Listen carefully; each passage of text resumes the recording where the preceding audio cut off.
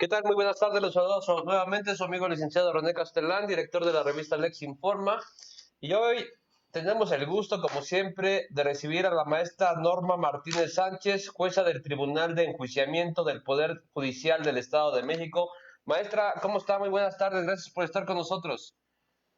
Hola, licenciado Castellán, muy buenas tardes a todos sus seguidores.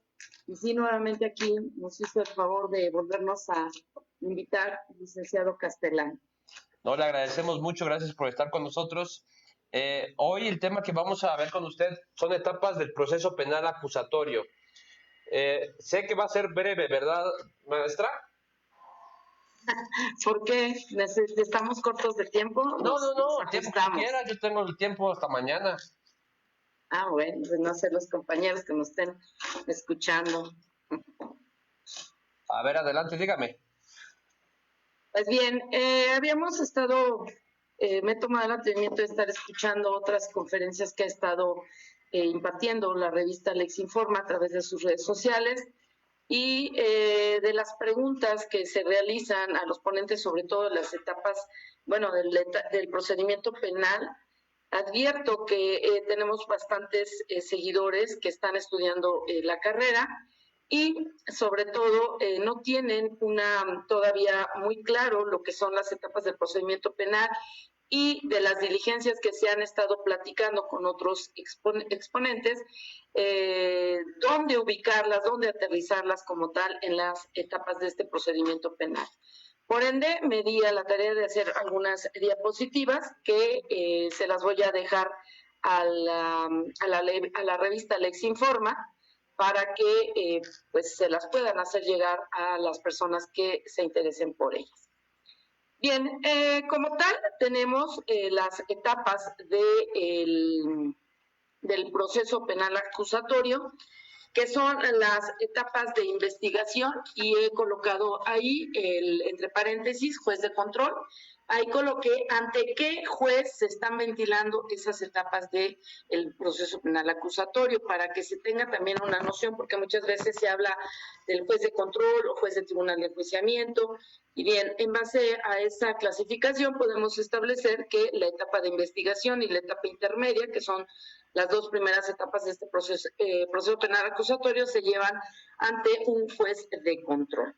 Y esta etapa de investigación, que es la etapa de investigación inicial, bien, pues comienza con la presentación de una denuncia o una querella, y nos dice también nuestro Código Nacional de otro requisito equivalente. Y concluye cuando el imputado queda ya finalmente a disposición de un juez de control para que se le formule la imputación. Aquí hay tres conceptos que valdría la pena comentar, como son la que es denuncia, querella y la denuncia anónima. Como tal, nuestro Código Nacional de Procedimientos Penales, en el artículo 223, 225 y 221, respectivamente, establece los lineamientos básicos de una denuncia, de una querella y de otra denuncia, otro requisito equivalente. En sí, la denuncia, bueno, pues se puede presentar por cualquier medio, fuera oral, fuera escrito, pero requiere que se dé dentro de esa denuncia un registro de la persona que está presentando la denuncia, y asimismo quede establecida la identificación de esa persona que está denunciando, su domicilio, la narración circunstancial del hecho que está aludiendo se cometió, quién lo presenció y pues todo lo que sepa y le conste respecto de ello. Y como dije, debe de haber un registro que debe de estar firmado por la persona que presentó la denuncia y el servidor público que la está levantando. Si finalmente no supieran leer o escribir, bueno, pues entonces, o firmar, tendrían que estampar su huella digital. Y aquí hago acotación que este es un requisito muy importante, no nada más en la denuncia, sino también en la querella, y que a veces cuando estamos ya en las etapas, sobre todo en la etapa de juicio, como más adelante vamos a comentar, si no se tiene ese requisito, a veces no podemos localizar a ese testigo o a ese denunciante, y pues todo lo que se realizó en la etapa de investigación no tiene ninguna trascendencia en juicio. La querella, como tal, es esa autorización que va a dar la persona en esos delitos específicamente que requieren la querella, y es esa expresión de la voluntad de la persona que se duele, que va a presentar esa querella, para que se investigue ese hecho posiblemente constitutivo de delito. Si fuera un menor de edad, bueno, pues la va a presentar su tutor o quien ejerce su patria potestad. Si no, puede ser sus hermanos o algún representante de ellos. Y finalmente, lo que es la denuncia anónima, bueno, pues esta es cuando se hacen aquellas llamadas y sobre todo hay muchos expedientes que inician con una denuncia anónima, incluso nosotros lo vemos en las redes que establecen haz tu denuncia anónima. Y esto tiene su sustento en el artículo 221 del Código Nacional. Ahí lo que se prevé es que una vez que se tiene la autoridad investigadora, que en este caso, bueno, pues todos sabemos que es el Ministerio Público, y tiene conocimiento de esa denuncia, se le da dentro de las funciones a la Policía de Investigación ese encargo, esa encomienda de constatar la veracidad de los hechos que se les pusieron en conocimiento, y de ser confirmados, bueno, pues entonces se inicia una investigación. Es así como comienza esa investigación de etapa inicial. Y como ya dijimos, cuando queda a disposición del juez de control para el imputado, ya vamos a ver más adelante en qué casos, para que se le formule la imputación, hasta ahí termina esa etapa de investigación inicial. La etapa complementaria va cuando se hace la formulación de imputación y de ahí hasta el cierre de la investigación. En estas dos etapas o estas dos fases de la etapa de investigación, estamos hablando también de indicios o datos de prueba, que también es otro concepto que deben de manejar bastante los que están adentrándose a esta materia del derecho penal, procesal penal, sobre todo. Y posteriormente viene la etapa intermedia, que se sigue llevando ante un juez de control. En la práctica y en el Estado de México, lo que se ha realizado es una división en algunos distritos judiciales, donde los jueces son algunos los que están unas semanas de control y posteriormente se hacen un rol y se cambian a etapa intermedia y dejan de conocer las etapas de inicial y complementaria de investigación. Esta etapa intermedia, bueno, pues inicia con la formulación de la acusación y culmina con el auto de apertura a juicio oral. Aquí en esta etapa estamos hablando de medios de prueba. Después viene lo que es la tercera etapa, que es la etapa del juicio, y esta inicia desde que se recibe por el área de juicio del auto de apertura a juicio oral y concluye con la emisión de una sentencia. Y aquí, como podemos observar, ahí lo puse entre comillas, se está hablando de una prueba ya propiamente dicho. Cabe también señalar que se establece en nuestra legislación, en el artículo 211, en el último párrafo, que nos habla de dos conceptos. Uno, lo que es el proceso, y otro, lo que es el procedimiento. El proceso, nos dice este último párrafo del artículo 211, inicia con la audiencia inicial y culmina con una sentencia firme. Y el procedimiento inicia antes, es decir, con la investigación y culmina con una sentencia. Entonces son dos conceptos diferentes. Sin embargo, el procedimiento, que es como tal lo que se está realizando en este estudio, pues es una serie de etapas, pues sí, digamos, de mecanismos, de lineamientos que se deben ir observando paso a paso para culminar con el proceso. Bien, dentro de lo que es el proceso, o el procedimiento, nosotros sabemos que el artículo 21 constitucional prevé que el titular del ejercicio de la acción penal pues es el agente del Ministerio Público, salvo aquellas excepciones como es la acción penal privada. Pero el artículo 211 nos establece también cómo se da, cómo se plasma ya, cómo se lleva a la realidad el ejercicio de esa acción penal. Y se establece en el artículo 310, por ejemplo, lo que es la formulación de imputación cuando una persona está en libertad. Aquí nos habla este artículo de los citatorios que se hacen para una audiencia inicial. Otro de los momentos en donde se puede ejercitar la acción penal es la puesta a disposición del detenido ante una autoridad judicial. Y bueno, pues aquí estamos hablando que puede ser en razón de un cumplimiento de una orden de aprehensión, de una detención en flagrancia o por un caso urgente. Ahí tenemos los artículos que sustentan o donde están consagradas estas hipótesis. Y por último, la solicitud de una orden de aprehensión o comparecencia. Sin embargo, cuando se hace la solicitud de una orden de aprehensión o comparecencia, esto no suspende la etapa de investigación, la etapa de investigación inicial. Y luego entonces, si el fiscal o las fiscalías piden una orden de aprehensión o comparecencia y les es otorgada, eso no impide que se pueda seguir con la investigación correspondiente.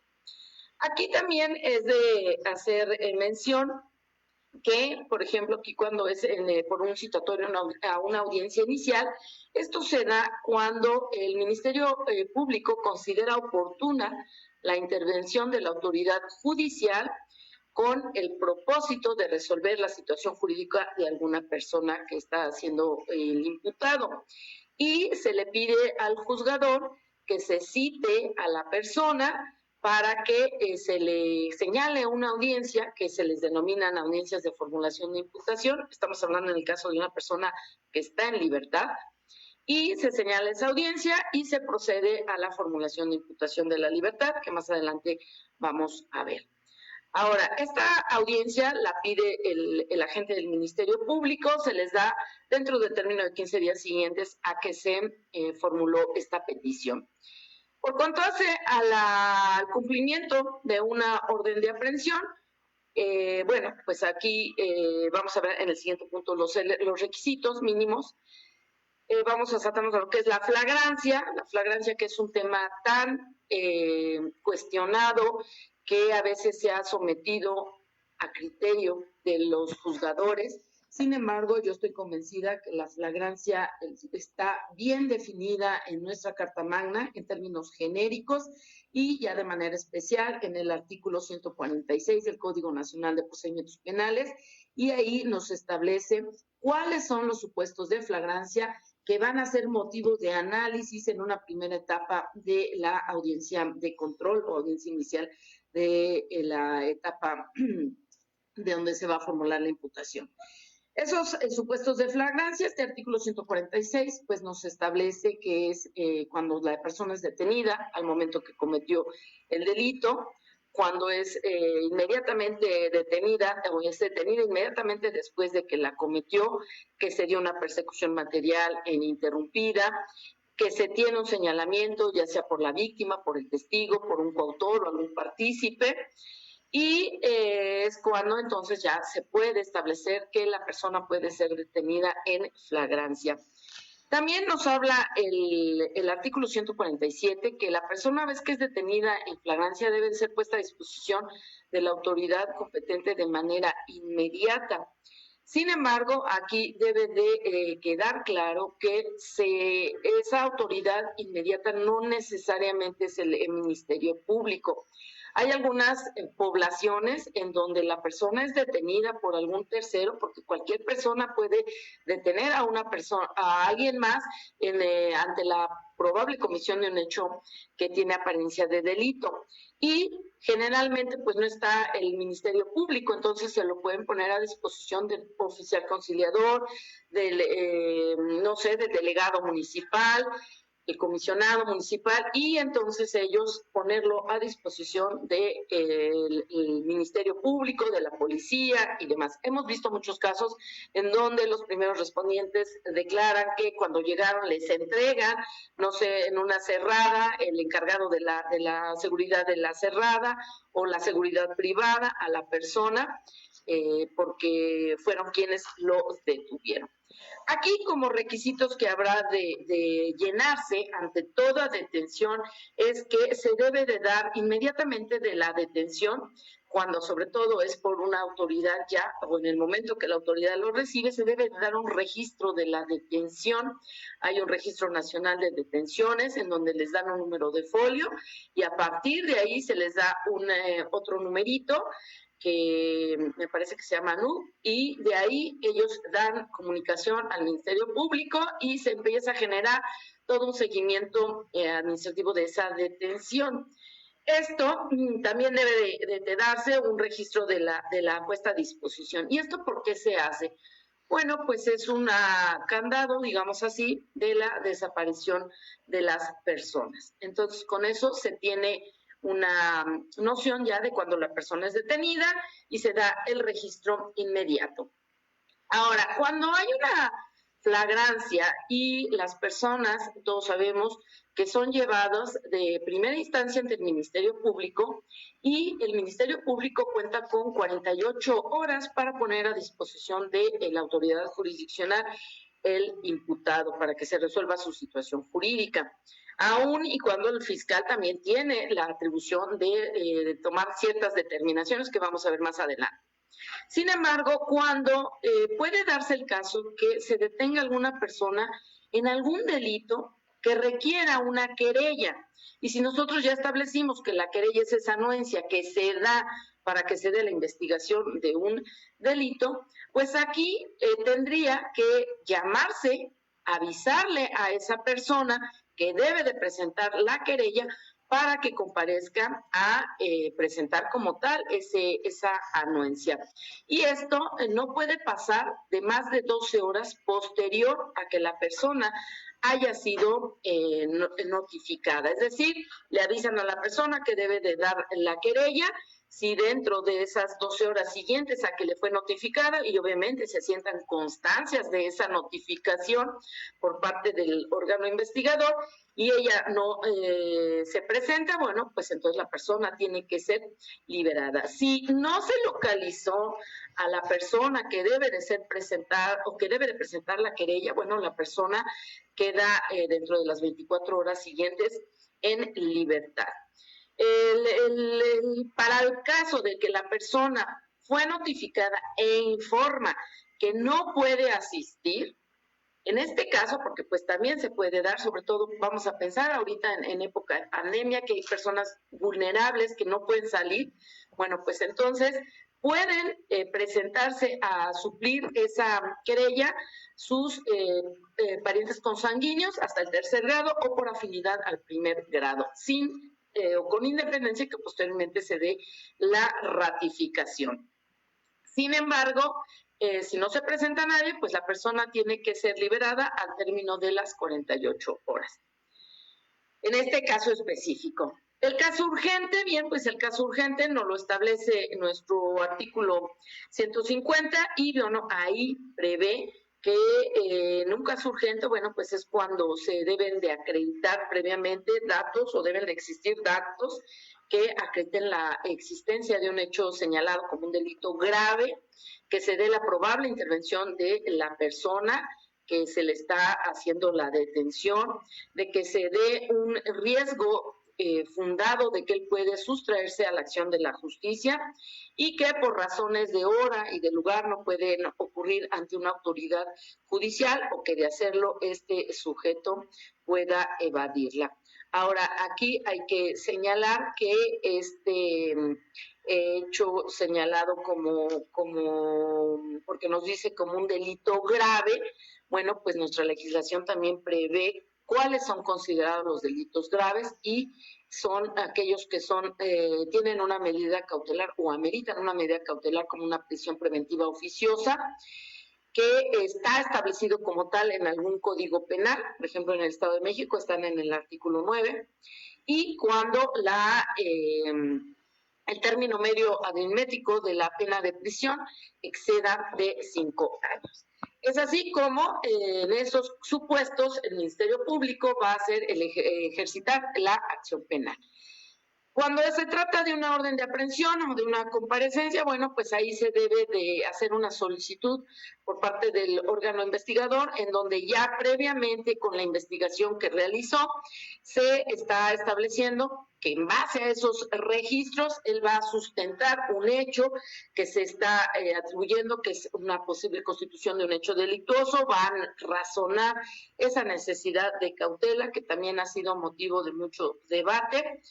Se va a establecer si la naturaleza de esa conducta es de origen doloso o de origen culposo, va a tener que dar una clasificación jurídica, el tipo penal, el grado de ejecución del hecho y hacer todo un razonamiento del por qué está solicitando esas órdenes. Y después también se puede dar una orden de aprehensión o reaprehensión cuando el sujeto sometido o el imputado se sustrae a la acción de la justicia o se incumple con una medida, el cumplimiento, alguna medida cautelar. ¿Cuál es el objeto de la investigación en esta primera etapa del procedimiento penal acusatorio? Bueno, pues el objeto de esta investigación es reunir indicios para el esclarecimiento de los hechos y en su caso los datos de prueba para sustentar. Es decir, vamos a recabar toda esa información para poder realizar un esclarecimiento de hechos y en su caso tener esos datos de prueba que me van a ser suficientes para sustentar, ya sea el ejercicio de la acción penal, que ya vimos los 3 supuestos en los cuales se puede dar, para sustentar la acusación contra el imputado, que es otra de las segundas etapas, y la reparación del daño, que finalmente ya se dilucida en juicio o bien en algunas salidas anticipadas, como pudiera ser en el procedimiento abreviado o en un acuerdo reparatorio del daño, suspensión del proceso. Aquí, en base a, como ya dijimos, se va a realizar toda se van a tratar de llegar todos esos elementos en esa primera etapa de investigación inicial. Sin embargo, el Ministerio Público, con base a todo ese acervo que se allegó, puede tener algunas determinaciones. ¿Y cuáles son esas determinaciones? Bien, el fiscal o la fiscalía, la agencia del Ministerio Público, puede aplicar algún criterio de oportunidad, que los tenemos previstos en el artículo 256 del Código Nacional de Procedimientos Penales. Me va a permitir citar solamente algunos, porque aparte también en la ley orgánica les contempla también esto de los criterios de oportunidad. Estos artículos, criterios de oportunidad están, como ya referí, en el artículo 256 y dentro de ellos establece que puede operar un criterio de oportunidad cuando se trate de delitos que no tengan una pena privativa de libertad, tengan una pena alternativa, tengan una pena privativa de libertad cuya punibilidad máxima sea de 5 años de prisión, siempre que no se haya cometido el delito con violencia. Otra de las hipótesis es, y esta me llama mucho la atención, no he sabido de que algún fiscal lo haya aplicado. Si tenemos ahí algunos compañeros escuchándonos, pues que nos digan si la han aplicado o no. Y nos dice en su fracción quinta este artículo: cuando el imputado aporte información esencial y eficaz para la persecución de un delito más grave del que se le imputa y se comprometa a comparecer en el juicio. Cito esas dos solamente para hacer mención más o menos de la trascendencia de estas. Sin embargo, están señaladas en el artículo 256 del Código Nacional de Procedimientos Penales. Esa sería una de las hipótesis y entonces ya no pasaríamos a judicializar la investigación. La otra sería cuando determina no iniciar una investigación porque es evidente que no hay un delito que perseguir. Y esto es también cuando se encuentra extinguida la acción penal. Si el fiscal se establece dentro de esa investigación que ya se extinguió la acción penal por la prescripción, vamos a decir, o porque ya se operó alguna circunstancia que extingue la acción penal, pues entonces el fiscal decide no judicializar esta investigación y entonces queda ahí esta hipótesis en donde él pues no va a iniciar una investigación. La otra es un archivo temporal, este está en el artículo 154, en donde pues si no hay antecedentes de aquellos datos que permitan seguir realizando una investigación, va a suspender hasta en tanto tenga mayores datos que le permitan seguir una línea de investigación y realizar diligencias para esclarecer los hechos. Finalmente, el no ejercicio de la acción penal, que está en el artículo 255 del Código Nacional de Procedimientos Penales, y bueno, pues ahí se tiene que tener una previa autorización del procurador o bien del quien haya delegado la función o la facultad para ello, en donde establece que se actualiza alguna de las causales del sobreseimiento. Aquí cabe señalar que no nada más en esta etapa previa de investigación se puede dar el desistimiento de la acción, también puede darse en las otras dos etapas.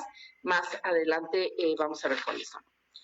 Ahora, si nosotros estamos hablando que toda etapa de investigación se va, como vimos, el objeto era allegarse de esos datos para poder sustentar alguna de sus acciones, pues vamos a poner en claro cuáles son esos actos de investigación que el Ministerio Público puede llevar a cabo.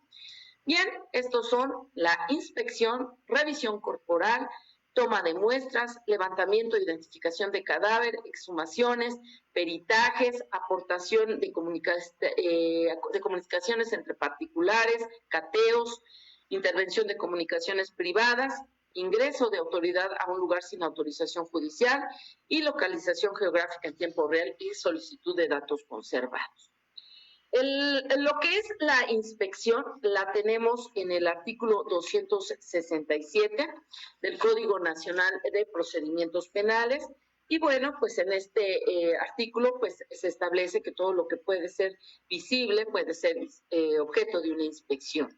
La revisión corporal, bueno, pues también nos habla de que cuando en algunas investigaciones es necesario que la víctima muestre, la persona detenida muestre, no sé, alguna parte de su cuerpo porque tiene alguna seña en particular de la que se está haciendo alusión por parte de la persona que le está haciendo esa imputación, bueno, pues se pide esa revisión corporal. Se habla de toma de muestras, como son los fluidos corporales. Sin embargo, también aquí hay que establecer que también hay ciertas actuaciones, ciertos actos de investigación que van a requerir una autorización jurisdiccional y algunos que no lo van a requerir. Lo que es el levantamiento, identificación de cadáver, exhumaciones, pues ese es un acto de investigación netamente de la Fiscalía que realiza acompañado de los peritos relacionados con esas materias, como son medicina legal, criminalística, fotografía, genética, química. Y ahí está, bueno, pues también lo que son los peritajes. Aportación de comunicaciones entre particulares la tenemos en el artículo 276 del Código Nacional. Y en este caso, muchas veces el denunciante llega, sobre todo en asuntos, por ejemplo, de acoso, de extorsión, dicen, es que yo recibí en mi teléfono mensajes, ¿no? Donde me están a mí extorsionando, donde me están acosando. Y yo como particular te lo pongo a disposición de la autoridad, mi teléfono, para que tú con mi autorización puedas incorporar a la carpeta esa comunicación que tuve yo entre particulares. Aquí lo que debe darse pues es esa autorización de la persona titular de ese teléfono para poder hacer la incorporación. Reconocimiento de personas y objetos.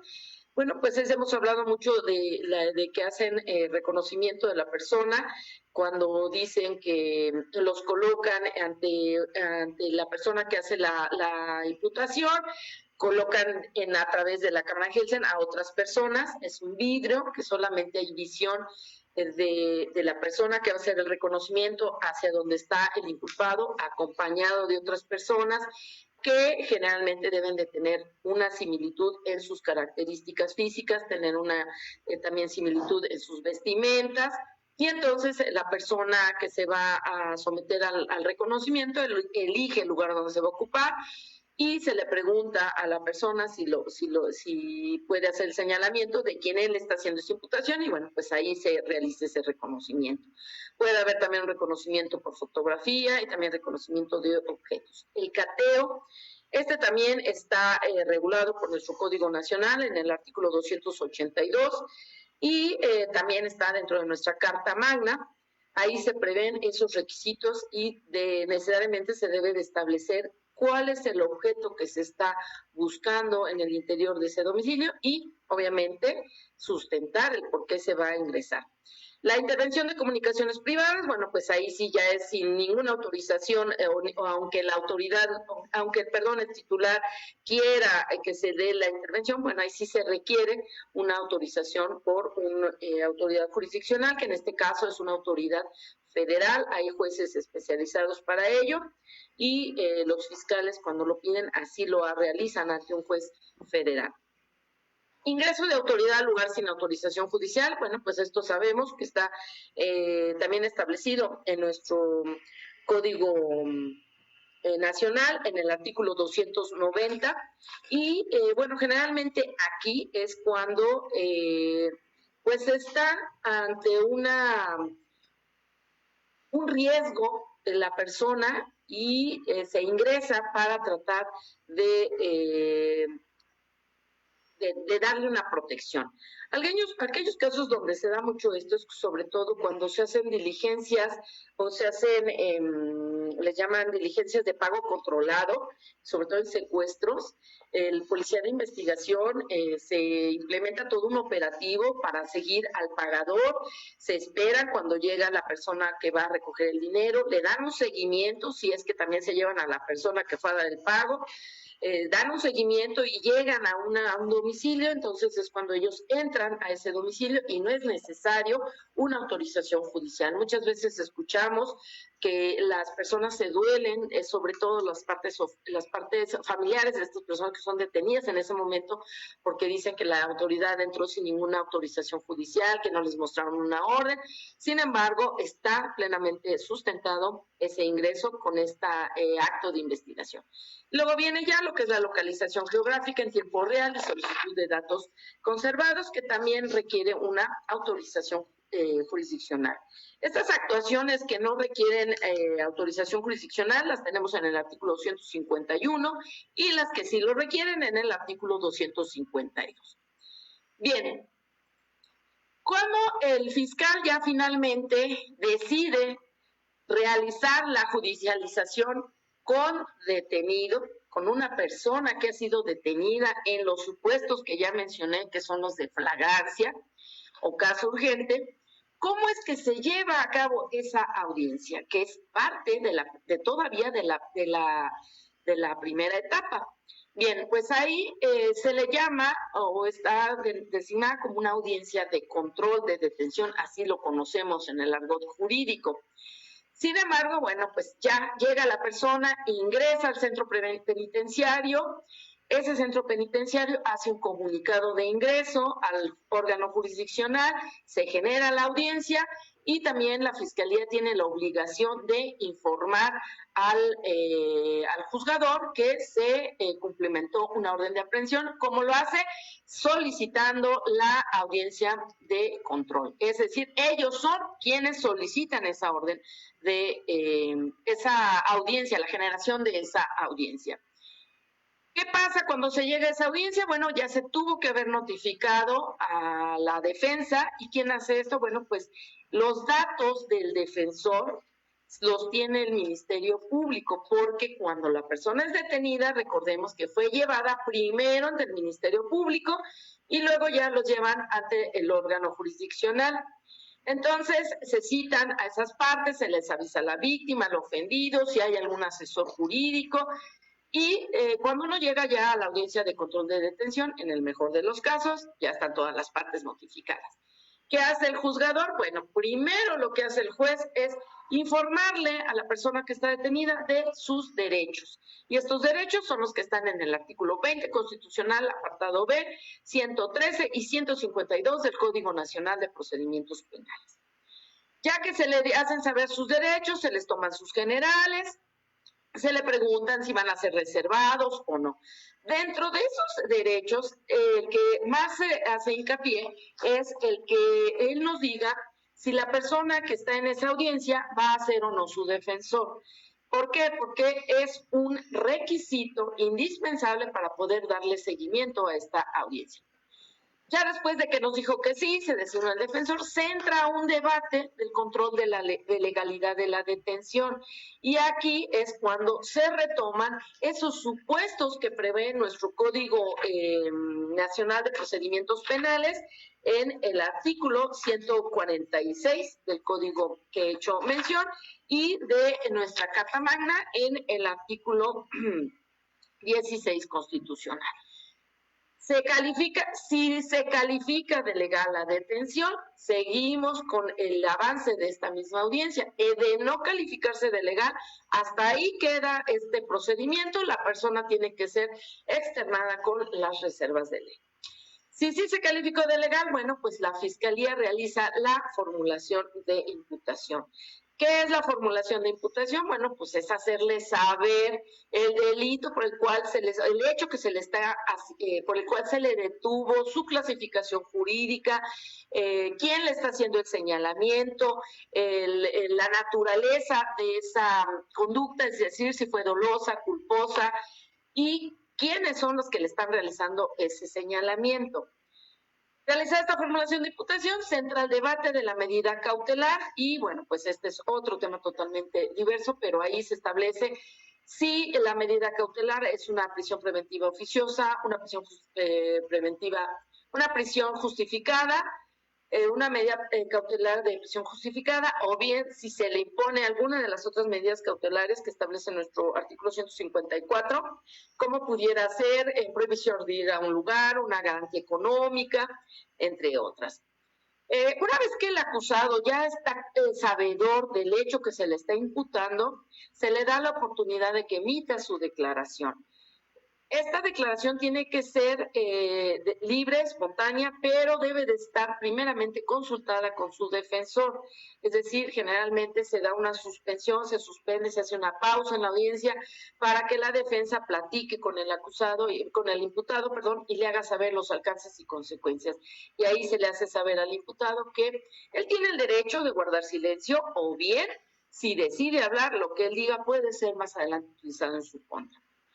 Si declaró o no, bueno, pues ya queda ahí asentado y se le concede nuevamente el uso de la voz a la Fiscalía para que hagan la solicitud de una vinculación a proceso. Se abre un debate, se le da la oportunidad al asesor, a la defensa, de que hagan ahí sus argumentos de por qué consideran debe de emitirse una vinculación a proceso, los otros de por qué no, y finalmente se emite la resolución del juzgador y esta puede ser una vinculación a proceso y ahí es cuando se señala el plazo de investigación complementaria. Entonces, todo esto que hemos hablado hasta aquí, estamos hablando de una investigación inicial. Ya a partir de que se da la vinculación, estamos hablando de una investigación complementaria. Y se establecen ahí los plazos que no puede exceder de 6 meses, dependiendo la naturaleza del hecho delictuoso. Si se da una no vinculación, bueno, pues la persona tendrá que ser externada con las reservas de ley. ¿Cuáles son las diligencias que, es decir, bueno, hasta aquí ya la Fiscalía llevó a la detención a la persona, se calificó de legal su detención, se formuló imputación, solicitó vinculación, se vincula a proceso, se establece un plazo. Vamos a suponer que establecieron que iban a ser 4 meses de investigación. ¿Qué pasa en esa investigación complementaria? Ambas partes pueden incorporar esos datos de prueba para que se lleven a la siguiente etapa, que sería la de etapa intermedia. Y volvemos a hablar, estamos hablando todavía de datos de prueba. Se cierra la investigación, están ya sabedores de qué día es el cierre. Cuando se da el cierre de la investigación, ¿qué puede hacer la Fiscalía? Tiene 3 opciones. Una, puede solicitar el sobreseimiento, y esto, las causas o motivos de sobreseimiento están en el artículo 324. Puede solicitar la suspensión del proceso, que están en el artículo 331, o bien puede formular la acusación, que está los requisitos previstos en el artículo 335. Son las únicas tres hipótesis, aunque tanto la Fiscalía como la defensa o el asesor pueden solicitar que se pueda dar una prórroga de la investigación o bien se pueda dar una reapertura de la investigación, pero esto en términos del artículo 333 del Código Nacional de Procedimientos Penales. Bien, esas serían básicamente, hasta ahí terminaríamos lo que es la primera etapa o la etapa que es la inicial y la complementaria. Hasta ahí quedaría esas dos. Y entraríamos entonces a lo que es la etapa intermedia.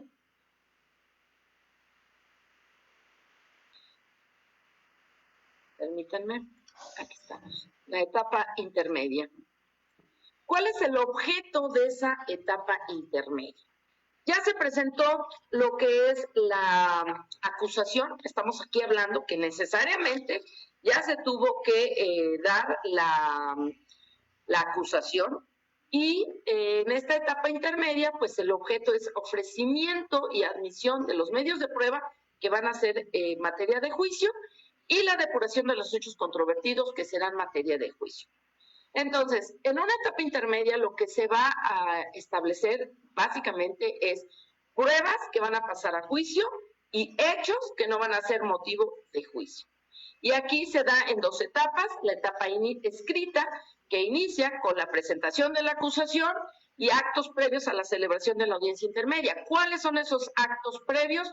Bueno, esos actos previos son la citación, el correcto traslado de la acusación a la víctima, al ofendido, al asesor jurídico, para que ellos establezcan si se van o no a constituir como acusadores coadyuvantes.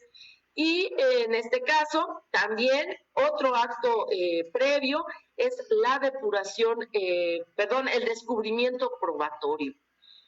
La siguiente fase es la fase oral, que es ya propiamente cuando se llega a la audiencia intermedia y esta fase oral ahí inicia cuando estamos ya en la audiencia intermedia y culmina con un auto de apertura a juicio oral.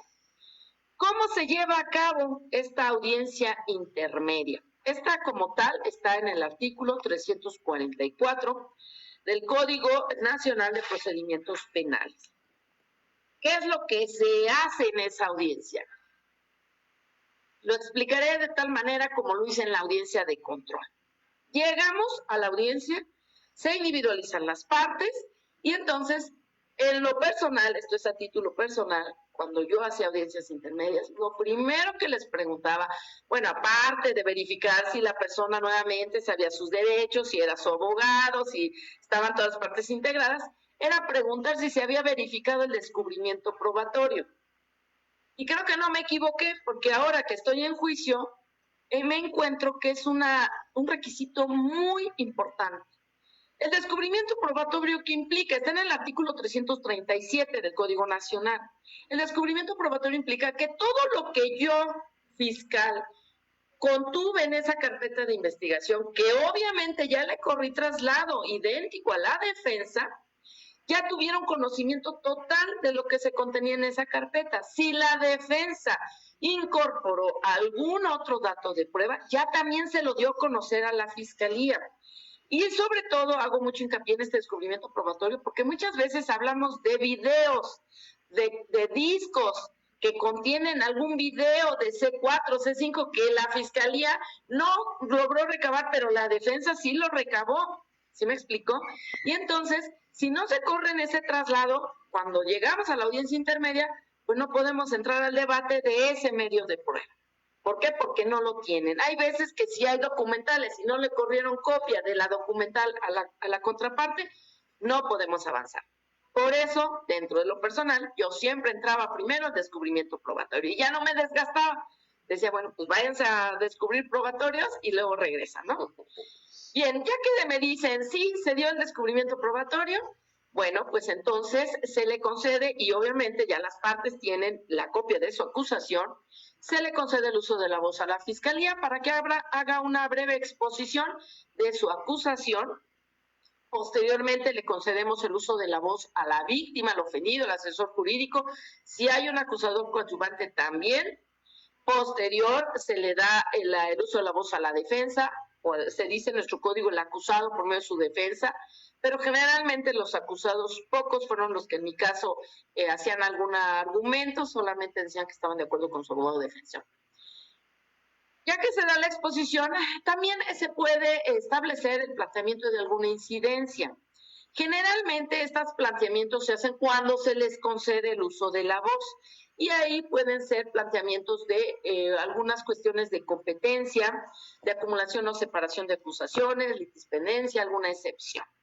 Y ese es el momento en el que se plantean, se resuelve ahí mismo, salvo que no pueda ser resuelto en ese momento, se suspende y se señala otra nueva audiencia donde se tiene que allegar al juzgador o establecer a las partes que acrediten el planteamiento de su incidencia. Si no procedió ninguna incidencia, bueno, pues entonces continuamos en esa misma audiencia en donde se dan el debate de aquellos acuerdos probatorios, y es ahí donde se está estableciendo este segundo punto del objeto, que es la depuración de los hechos controvertidos que serán materia de juicio.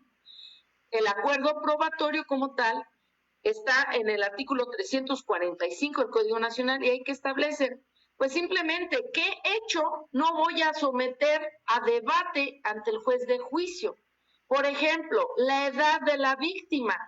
Por ejemplo, que la persona falleció de una laceración al miocardio por un proyectil de arma de fuego.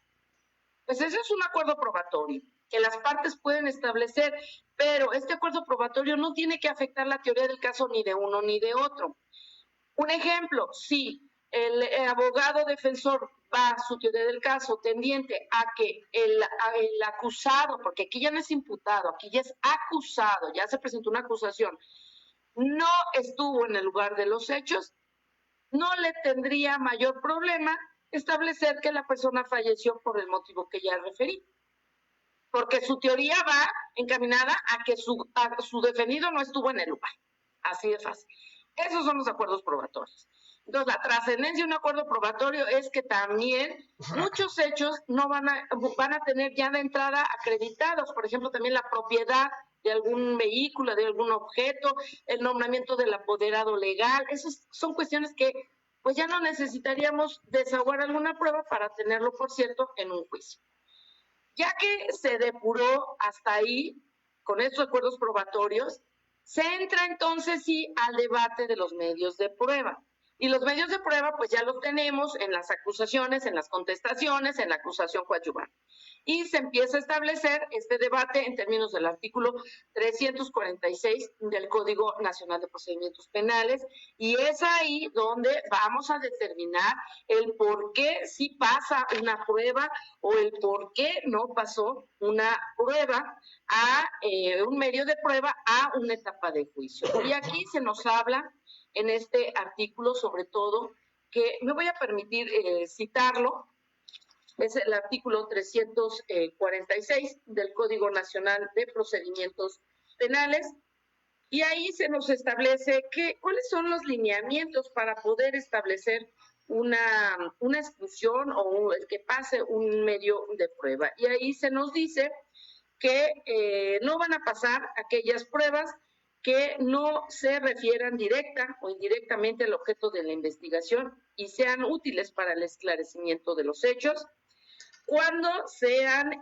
con efectos dilatorios, ya sea porque son sobreabundantes, porque son impertinentes, porque son innecesarios, por hablar de un hecho notorio o un hecho público o notorio o controvertido, por haberse obtenido por una violación a derechos fundamentales, porque ya fueron declaradas nulas o porque contravienen alguna disposición de nuestro código.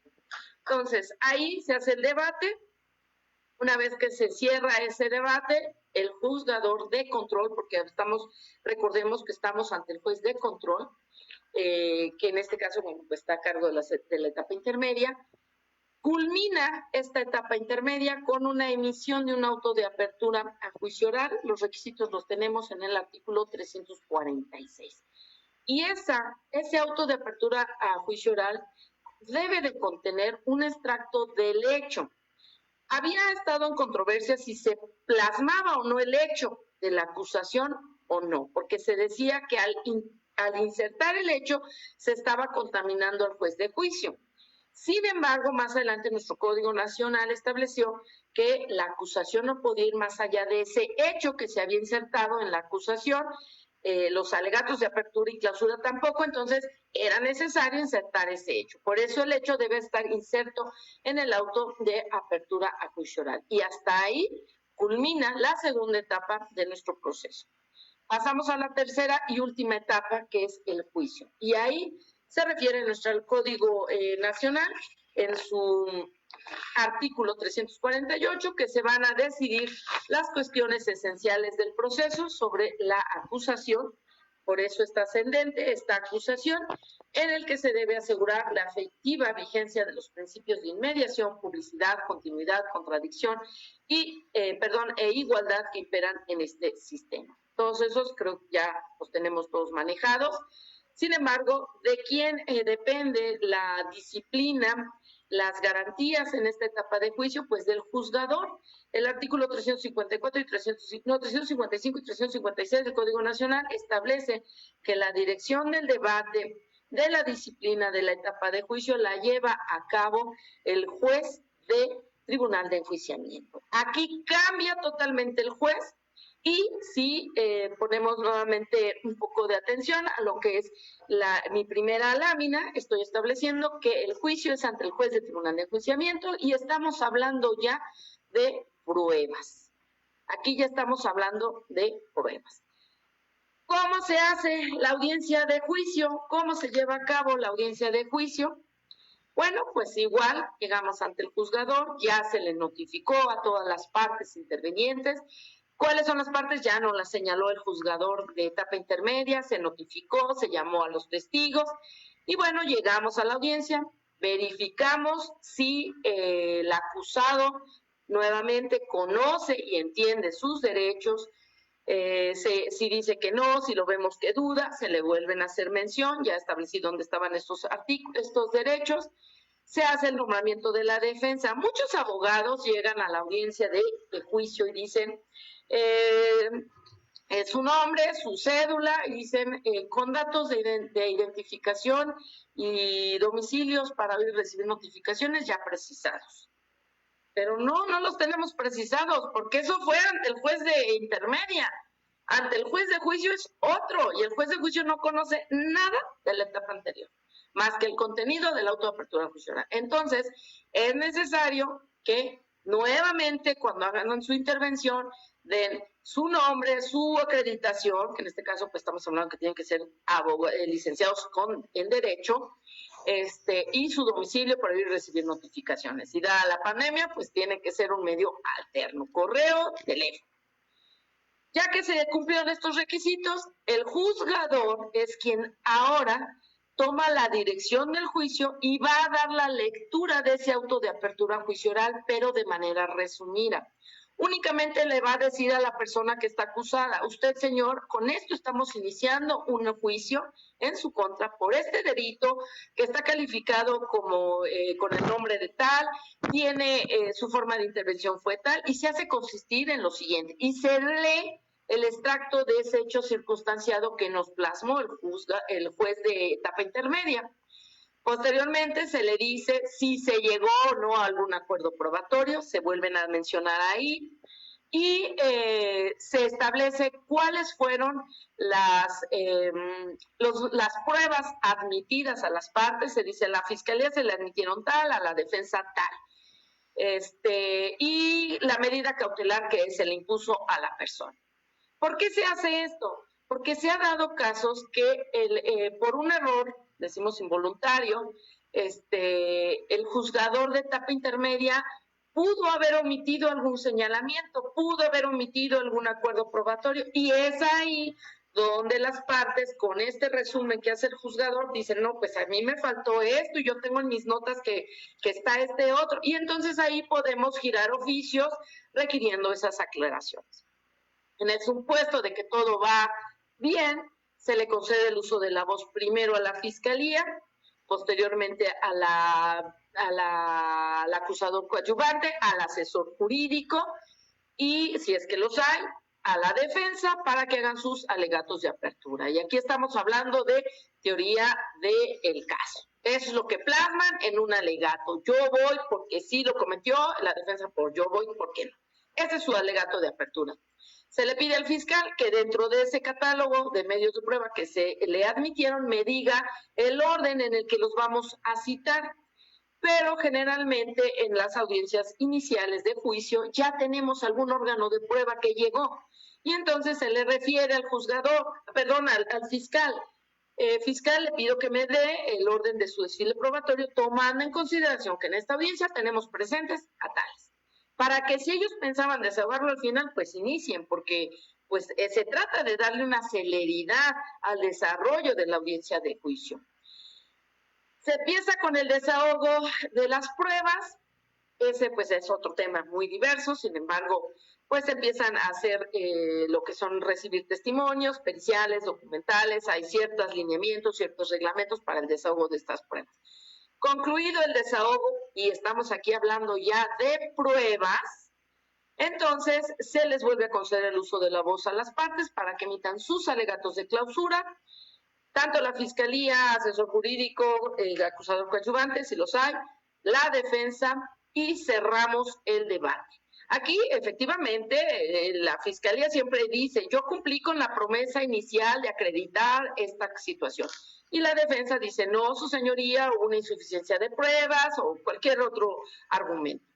Se cierra el debate, bueno, aquí, cuando la fiscalía hace un alegato de clausura, puede, por eso lo coloqué en rojo, realizar una reclasificación jurídica. ¿Por qué?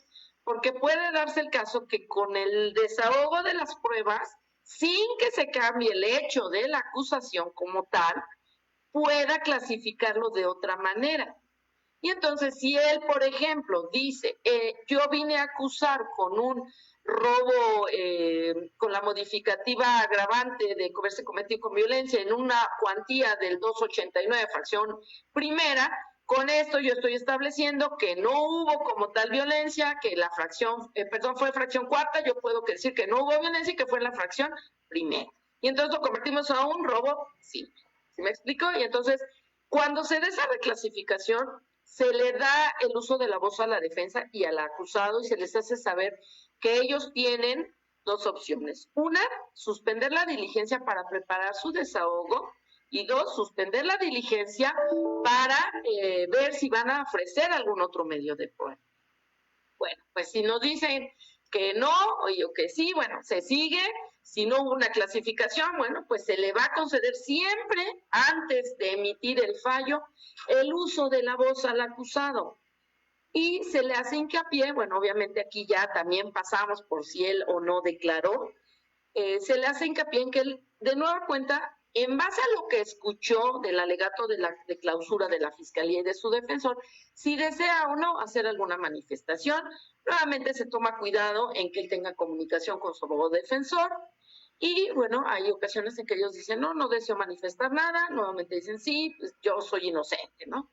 Bueno, concluida esa circunstancia, el juzgador tiene que emitir su fallo. De acuerdo a la naturaleza del hecho luctuoso, lo podemos suspender esa audiencia y señalar un fallo en 24 horas. Llega el juzgador nuevamente y emite el fallo en donde realiza una ponderación de las pruebas que se desahogaron en esa audiencia de juicio y de manera breve y resumida, sin embargo, bien fundada y motivada, tiene que explicarle a las partes si su fallo es absolutorio o de condena. Para el caso de que su fallo sea absolutorio, entonces ordena de manera inmediata que se levante la medida cautelar que tiene el acusado y sea externado en ese momento con las reservas de ley y señala una audiencia en 5 días a más tardar de explicación y lectura de la sentencia. ¿Por qué digo? También había mencionado cuando dije una no vinculación a proceso, cuando dije uno calificaron de legal la detención, que se tenía como consecuencia el externamiento o la libertad. ¿Por qué dije que son con reservas de ley? Bueno, porque siempre se dice, siempre y cuando no esté detenido por otro delito a disposición de una autoridad diversa, y finalmente, si se van a un recurso, puede ser modificada la resolución y nuevamente sometido al procedimiento. Si el fallo fue de condena, bueno, pues se cita a una audiencia de individualización de penas y reparación del daño, en donde también pudieran desahogarse medios de prueba que también se plasmaron en el auto de apertura a juicio oral, y ahí sí es en una sola audiencia, se le concede el uso de la voz a las partes para que hagan sus alegatos de apertura, se desahoguen esos medios de prueba, alegatos de clausura, y se establece el quantum de la pena a imponer. Terminada esa diligencia, que se debe de hacer en 5 días más tardar, se señala otra audiencia de 5 días de explicación y lectura de sentencias. Lo que habría que señalar respecto a la audiencia de explicación y lectura de sentencias es que si no va ninguna de las partes procesales, se dispensa la diligencia y se comunica al centro penitenciario la resolución como tal. Aquí otro punto que pudiera señalarse es que a veces cuando se da en este caso, en una reclasificación jurídica, que a veces llegamos a un fallo de condena, pero la persona, cuando estamos emitiendo el fallo, atendiendo a esa clasificación jurídica, ya compurgó la pena, no puede ser externado hasta que se haga la audiencia de individualización de penas y reparación del daño. Ahí se fija el quantum de la pena y se establece que ya compurgó, y entonces es externado. Y entonces ya se va a la audiencia de explicación y lectura de la sentencia. Aquí mucho también se ha hablado de esta audiencia de explicación y lectura de sentencia, que así esté solamente una de las partes procesales o alguien en el público, se tiene que llevar a cabo esta audiencia de explicación y lectura de la sentencia. Esto para darle una certeza jurídica a las partes procesales. Pues esto es una breve reseña de lo que es las partes del proceso penal acusatorio. Señoría, realmente yo la felicito porque siempre tengo muchas preguntas que hacer y hoy no le tengo ninguna pregunta.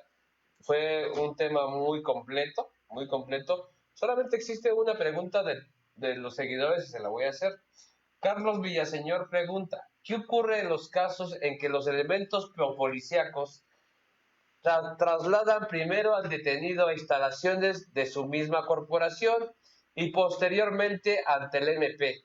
Se está transgrediendo el debido proceso, pero cabe la posibilidad de contabilizar ese tiempo dentro de la detención, o bien solo resulta en una retención ilegal. Gracias. Bueno, aquí estamos hablando de varios puntos.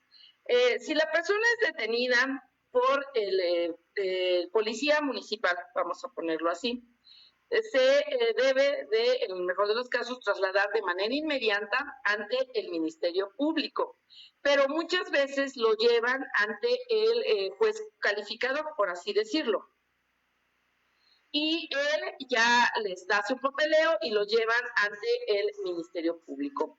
Aquí lo que se trata es que para eso está el Registro Nacional de Detenciones, en donde el policía que hace la detención de manera inmediata da aviso. Entonces ya tenemos ahí el registro y por ende se tiene el conocimiento de que la persona está detenida. Si en ese tiempo que se trasladó y que estamos hablando, no hay una legislación ni tampoco hay un pronunciamiento en la jurisprudencia en donde nos diga un término de horas. O sea, aquí no se da. Sin embargo, se toma en consideración en una audiencia de control, que a veces ese es el argumento de los defensores, en el sentido de que la persona pues casi la anduvieron paseando, ¿no? Sin embargo, aquí no hay que perder de vista que lo que se debate en esa audiencia es la flagrancia. Y si en todo caso el primer respondiente está llevando actos indebidos por andar paseando a la persona, pues entonces tendrá que responder de ese acto. Sin embargo, cuando llegan ya ante el Ministerio Público, bueno, pues ellos hacen un acuerdo de la detención y por eso también se dice que se debe de dar el registro de la puesta a disposición. Pero el término que se toma en consideración para, por ejemplo, compurgar una pena es a partir de que la policía municipal o ministerial detuvo a la persona. El término que se cuenta para que la fiscalía resuelva si tome algunas de las determinaciones que señalé es de 48 horas, pero es a partir de que se lo pusieron a disposición a ellos. Tenemos legislación que cubre esas posibles actuaciones de sus policías que no cumplen con llevar de manera inmediata a las personas ante la autoridad investigadora. Gracias. Y Jovis, no sé. ¿vas a decir algo más? ¿Perdón? No, nada. Jovis FN le pregunta. Hola, buenas noches. Disculpe, jueza, ¿podría indicar cuál es la diferencia entre prisión preventiva justificada y prisión preventiva oficiosa? Bien, no es nuestro tema, pero lo vamos a aclarar. La prisión preventiva oficiosa es aquella que ya está determinada en nuestra legislación como tal. Se establece ahí cuáles son esos delitos que van a meritar una prisión preventiva oficiosa. Y incluso ahí hay algunos delitos que son considerados graves, pero no ameritan una prisión preventiva oficiosa. Esa ya está, la prisión preventiva oficiosa ya está en el catálogo, ya está tasada qué delitos o qué hechos delitosos van a meritar esta prisión. ¿Qué pasa cuando suben a veces a control algún hecho que no amerita una prisión preventiva oficiosa, pero sí amerita una prisión preventiva justificada? Esto es que, en primer lugar, no está como tal tasada como una pena, como una prisión preventiva oficiosa. Sin embargo, hay circunstancias que establecen que la persona puede evadir el proceso, puede ocasionar algún daño a la víctima, al testigo, incluso nos habla a la sociedad, y que entonces también puede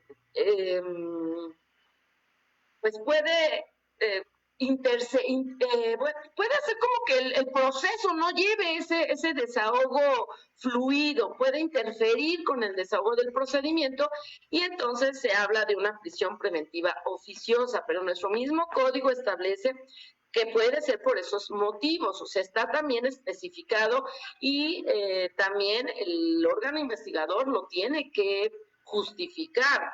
Hay veces que no lo justifican y por eso tenemos la autoridad encargada de las medidas cautelares y en este caso, por ejemplo, si se habla mucho que se puede llegar a una prisión preventiva oficiosa porque dicen que una medida cautelar como pudiera ser una garantía económica o una presentación periódica, ya sea ante la fiscalía o ante el órgano jurisdiccional, no puede garantizar la presencia del acusado.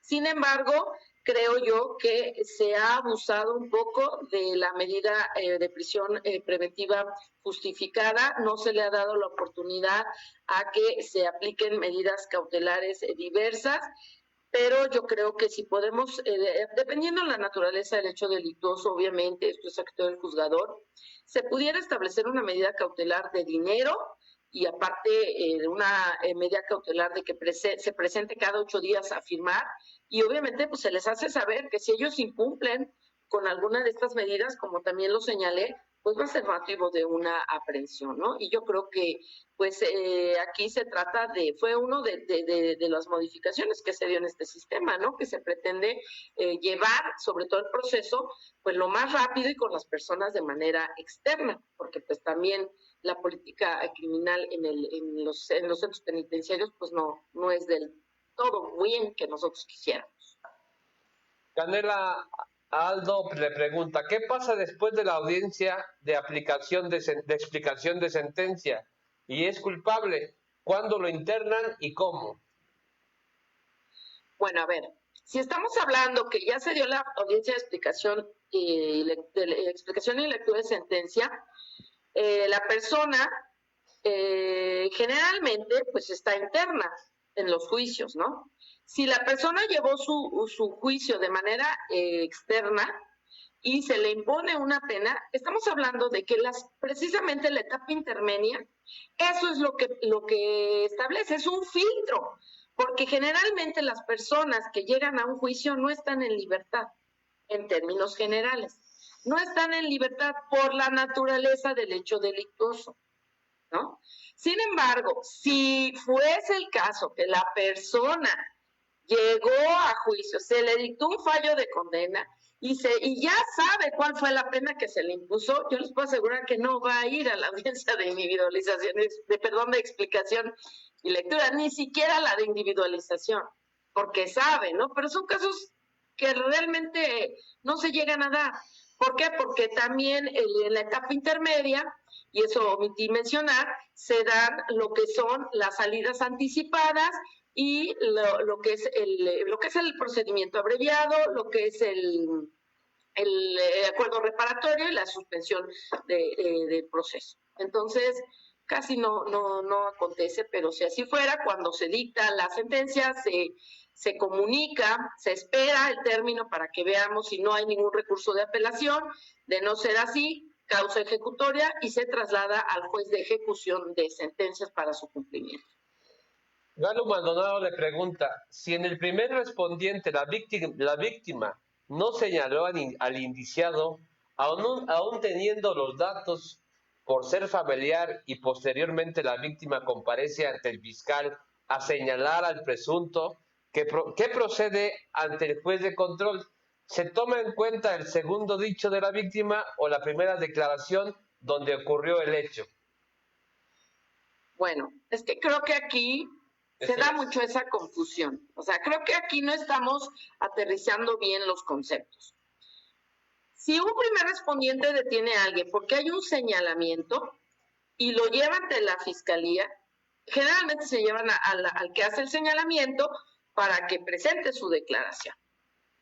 Si en este caso, si ante la fiscalía dicen, no, yo no lo reconozco, pues obviamente sabemos que lo van a tener que dejar ir.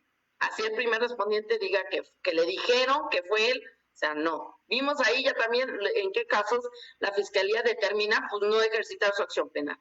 Si primero dijo que sí ante los primeros respondientes, si es el caso contrario, que los primeros respondientes no le hacen señalamiento, pero aún así se los llevan ante el juez y ante el Ministerio Público, y ante el Ministerio Público comparece la supuesta víctima y dice que sí cometió ese hecho delictuoso y es subido a control, pues va a contar lo que dijo ante la autoridad, porque fue identificada, se reunieron sus requisitos de la denuncia y entonces pues tendrá que ser. Ahora, ¿qué puede pasar? Si se obtiene una autovinculación, si se va a juicio, pues generalmente en juicio no va la víctima. Si fue todo un ardid, la víctima no va a ir a juicio.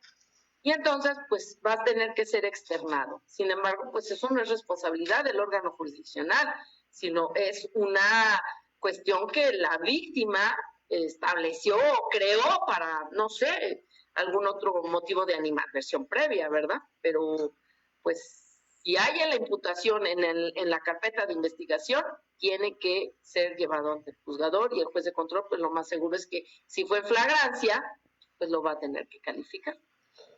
Lulú GB, ¿la defensa puede solicitar la suspensión a proceso una vez cerrada la etapa de investigación? La suspensión del proceso una vez, como una salida anticipada o una salida alterna. Así lo quiero. Bien, recordemos que estas salidas se dan desde la vinculación a proceso, bueno, los criterios de oportunidad y el acuerdo reparatorio se pueden dar desde la etapa de investigación hasta antes de que se emita el auto de apertura a juicio oral. Lo que es la suspensión y el procedimiento abreviado tiene que ser después de la vinculación a proceso. Estamos hablando de la finalización de la etapa de investigación y hasta antes de la apertura de juicio oral, de la emisión del auto de apertura a juicio oral. Jorge Cel le pregunta, si durante el proceso mediante amparo otorgan la protección federal y queda libre, mas no así otros detenidos por el mismo delito, ¿se debe pedir una reclasificación en alegatos de clausura? No, porque estamos hablando que los principios del derecho de amparo pues no le va a surtir efectos para los demás acusados si ellos no lo tramitaron. Okay. De hecho, he tenido casos en ese sentido en donde una persona se suspende, no llega a juicio porque se amparó y los demás sí se van al juicio y finalmente algunos quedan condenados y otros absueltos, pero no. Eso podría ser en todo caso que si una vez emitida la sentencia pueda ser recurrida a través del juicio de amparo y probablemente pudiera seguir la misma suerte que la otra persona. Pues algunos comentarios, señoría. María Fragoso Quirón le comenta: enhorabuena por su excelente trabajo, muchas gracias por compartirnos su gran experiencia y trayectoria, un privilegio como siempre el poder escucharla, le envío un cordial saludo. Gerardo Hernández dice: muchas gracias, maestra Norma Martínez Sánchez, es usted una excelente jurista, siempre es un placer escuchar sus ponencias. Manuel Rondal dice: maestra, excelente ponencia desde un punto de vista práctico. Jorge Cel: excelente ponencia, gracias maestra por su gran aporte. Ari García: excelente ponencia. Enrique Quiroz: excelente ponencia. Elsie Santiago: impecable ponencia, yo comparto la misma, es una impecable ponencia. Carlos Ramírez dice: excelente ponencia. Óscar Andrés Vázquez Cedillo dice: buenas noches, colegas, saludos maestro Castelán y saludos a la maestra Norma desde Zumpango. Víctor Cedillo: maestra Norma, la felicita, la saluda. Idias Mendoza saluda a la maestra Norma, interesante y excelente tema. Manuel Dávila también, muy buenas noches, es abogado Manuel Dávila, alto comisionado de los derechos humanos del Ecuador, desde Machala, Provincial del Oro, excelente conferencia. Y muchísimos saludos, señoría, saludos a Manuel Rondal, también la saluda, es a Norma Martínez, saludos desde la Fiscalía de Secuestros Oriente. Maestra, señoría, se tiene muchísimos saludos por todos lados. Y la verdad, sí, de hecho agradezco mucho la atención y la verdad es que siempre mis compañeros que me han apoyado en este sentido de la docencia y que pues tenemos un buen equipo para trabajar en términos docentes. Les mando un fuerte abrazo, un saludo a mis compañeros de la Fiscalía Especial de Antisecuestros en Zona Oriente, a los de la Fiscalía de Catepec, a los de Fiscalía de Iztapan de la Sal, que son compañeros que la verdad sí están muy, muy atentos a todo este tipo de actividades para subir un poco más, ¿no? Tener mayores conocimientos. Y se les agradece mucho que nos sigan. Señoría, yo le agradezco muchísimo, yo también la felicito, es una excelente ponencia. ¿Algo más se quiere agregar? No, pues nada más, solamente agradecer a la revista Lex Informa, al licenciado René Castelán, la atención que nos han brindado y pues seguimos a sus órdenes. Muchas gracias, pues nos acompaña la maestra Norma Martínez Sánchez, jueza del Tribunal de Enjuiciamiento del Poder Judicial del Estado de México. Muchísimas gracias, jueza, le mando un abrazo y nos vemos en la próxima. Hasta luego, muchas gracias, buenas noches.